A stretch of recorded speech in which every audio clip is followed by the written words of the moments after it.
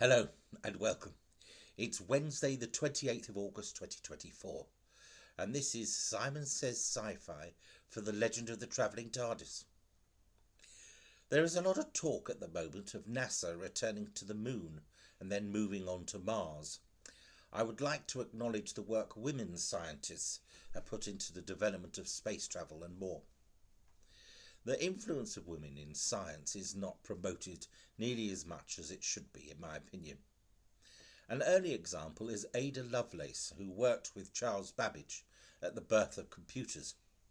The computer language Ada is named after her. Before Ada Lovelace, there was Caroline Herschel, the younger sister of William Herschel, who first discovered the planet Uranus.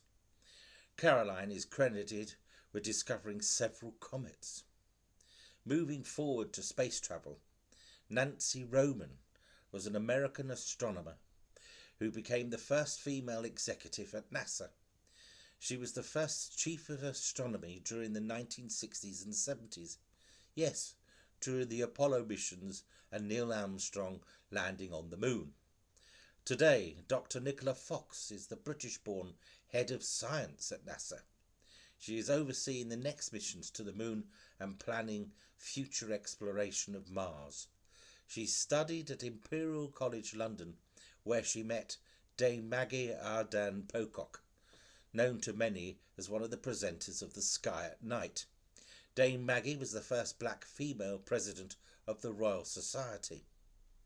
Her pioneering work in developing training programs for young astronauts. She was also part of the early teams developing many of the satellites exploring space today, including the James Webb Telescope. Mary Jackson was NASA's first black female mathematician and aerospace engineer in 1958. Katherine Johnson, another black female mathematician at NASA. Her calculations of orbital mechanics were critical in the success of the first American crewed space flights. She had the reputation of mastering complex manual calculations that helped pioneer the use of computers to manage these tasks. Finally, I cannot finish without mentioning the first woman in space, the Russian cosmonaut Valentina Tereshkova. Her flight was in June 1963. Very early days in space travel. Not only pioneering but extremely brave, as are all space travellers today.